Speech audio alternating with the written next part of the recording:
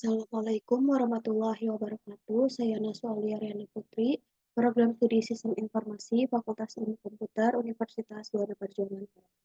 Pada kesempatan kali ini, saya akan menjelaskan tentang struktur data.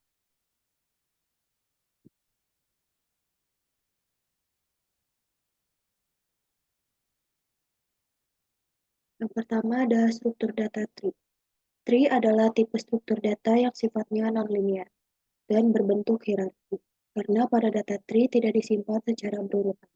Sebaliknya, data diatur pada beberapa level yang disebut struktur hierarkis. Karena itu, tree dianggap sebagai struktur data nonlinear. Hierarki pada struktur tree dapat diibaratkan sebagai sebuah pohon keluarga di mana terdapat hubungan antara anak dan orang tua. Titik yang lebih atas disebut simpul induk, sedangkan simpul bawahnya adalah simpul anak. Struktur data tree terdiri atas kumpulan simpul di mana tiap-tiap simpul dari tree digunakan untuk menyimpan nilai dan sebuah list rujukan ke simpul lainnya. Disebut simpul anak atau child node. Tiap-tiap simpul dari tree dihubungkan oleh sebuah garis hubung yang dalam istilah teknis disebut edge. Biasanya diimplementasikan menggunakan pointer. Simpul pada tree bisa memiliki beberapa simpul anak. Namun jalan menuju sebuah simpul anak hanya bisa dicapai melalui maksimal satu node. Apabila sebuah node atau simpul tidak memiliki child node atau simpul anak sama sekali, maka dinamakan leaf node. Struktur data ini adalah metode khusus untuk mengatur dan menyimpan data di komputer agar dapat digunakan secara efektif. Jenis data tree yang paling umum adalah binary tree, di mana sebuah tree memiliki maksimal 2 child node atau simpul anak. Sini ada binary tree. Yang pertama ada root. Root adalah simpul teratas dari tree. Selanjutnya ada parent, simpul yang memiliki minimal 1 child node. Edge merujuk pada bagian garis yang menghubungkan antara dua buah simpul pada tree. Selanjutnya ada child node atau simpul anak, adalah simpul turunan dari simpul atas. Selanjutnya ada leaf node. Leaf node ini adalah simpul yang tidak memiliki child node atau anak, yang merupakan node terakhir yang paling bawah dalam sebuah struktur data tree. Selanjutnya, karakteristik binary tree adalah setiap simpul paling banyak hanya memiliki 2 buah anak. Selanjutnya, derajat tinggi dari setiap simpul adalah 2. Dibedakan antara cabang kiri dan cabang kanan. Dan yang terakhir, dimungkinkan tidak memiliki simpul. Selanjutnya ada jenis binary tree. Yang pertama ada pohon biner penuh atau yang pertama ada pohon binary full, adalah pohon biner yang setiap simpulnya memiliki 0 atau 2 anak. Yang kedua ada pohon biner lengkap, memiliki semua level yang terisi penuh dengan node kecuali level terakhir dan bagian level terakhir. Semua node berada di sisi kiri sebisa mungkin. Yang ketiga ada pohon biner degenerasi. Pohon biner yang setiap simpul induknya hanya memiliki 1 simpul anak. Yang keempat ada pohon biner sempurna. Pohon biner yang semua simpul internalnya memiliki 2 anak dan memiliki simpul daunnya berada pada kedalaman atau level yang sama. Yang terakhir ada pohon biner seimbang, merupakan pohon biner yang tinggi subpohon kiri dan kanannya setiap simpul mungkin berbeda paling banyak satu. Selanjutnya ada kunjungan pada binary tree. Yang pertama ada pre-order. Cara bacanya simpul akar cabang kiri lalu terakhir cabang kanan. Yang kedua secara in order, pertama kunjungi cabang kiri, simpul akar dan terakhir cabang kanan. Yang ketiga secara post order, Yang pertama, kunjungi cabang kiri, selanjutnya cabang kanan, yang terakhir simpul akar. Baik, di sini ada contohnya. Uh, secara in order, secara in order,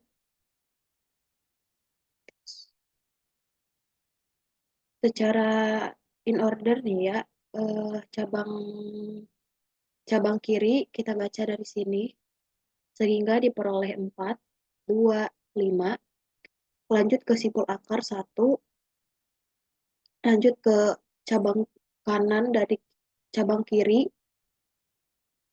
6, 3, lalu yang terakhir cabang kanannya 7.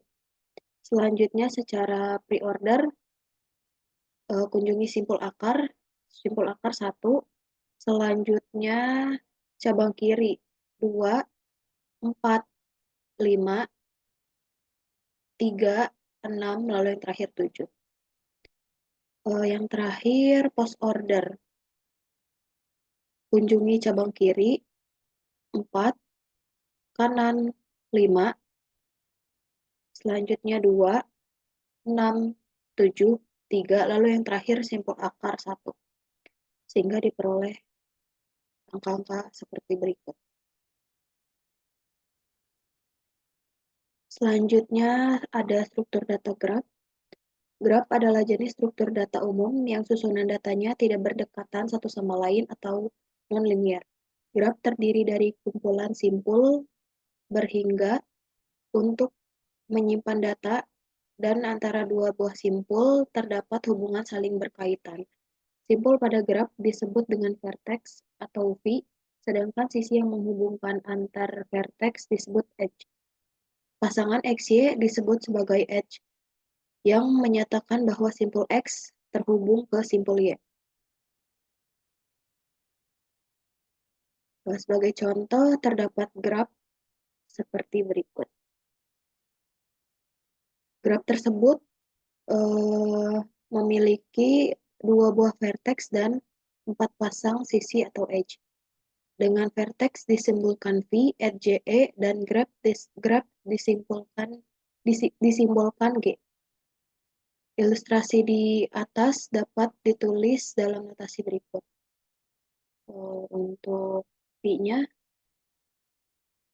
vertex 0, 0, 1, 0, 1, 2, dan 3. Untuk edge-nya 0, 1, 0, 2, 0, 3, dan 1, 2. Untuk graf sendirinya adalah si V dan E-nya ini sendiri. Graf banyak dimanfaatkan untuk menyelesaikan masalah dalam kehidupan nyata, di mana masalah tersebut perlu direpresentasikan atau diimajinasikan seperti sebuah jaringan. Contohnya adalah jejaring sosial seperti Facebook, Instagram, LinkedIn, dan lain-lain. Pengguna Facebook dapat dimisalkan sebagai sebuah simpul atau vertex, sementara hubungan pertemanan antara pengguna tersebut dengan pengguna lain direpresentasikan sebagai edge. Tiap-tiap vertex dapat berupa struktur yang mengandung informasi seperti ID user, nama, gender, dan lain-lain. Tidak hanya data pengguna, data apapun yang ada di Facebook adalah simpul atau vertex. Termasuk foto, album, komentar, event, grup story, dan lain-lain. Pengguna dapat mengunggah foto. Ketika telah diunggah, foto akan menjadi bagian dari album. Foto juga dapat dikomentari oleh pengguna lain dan mereka dapat saling berbalas di kolom komentar. Selanjutnya ada jenis-jenis graf. Graf dapat dibedakan berdasarkan arah jelajahnya dan ada tidaknya label bobot pada relasi. Berdasarkan arah jelajahnya, graf dibagi menjadi undirected graph dan directed graph. Yang pertama ada undirected graph seperti ini. Pada undirected graph, simpul-simpul yang terhubung dengan edge yang memiliki sifatnya dua arah. Misalnya kita punya 1 dan 2 yang saling terhubung. kita bisa menjelajah dari simpul 1 ke simpul 2, begitu juga sebaliknya. Selanjutnya ada directed graph. Kebalikan dari undirected graph, pada graph jenis ini simpulnya terhubung oleh edge yang hanya melakukan jelajah pada suatu arah pada satu arah simpul yang ditunjuk. Sebagai contoh, yang sebagai contoh, jika ada simpul A terhubung ke simpul B, namun arah panahnya menuju simpul B, maka kita hanya bisa melakukan jelajah dari simpul A ke simpul B, dan tidak berlaku sebaliknya. Selanjutnya ada karakteristik graph. Yang pertama, jarak maksimum dari sebuah simpul ke semua simpul lainnya dianggap sebagai eksentrisitas dari simpul tersebut. Yang kedua, titik yang memiliki eksentrisitas minimum dianggap sebagai titik pusat dari graf. Yang ketiga, nilai eksentrisitas minimum dari semua simpul dianggap sebagai jari-jari graf terhubung. Berikutnya ada fungsi dan kegunaan graf.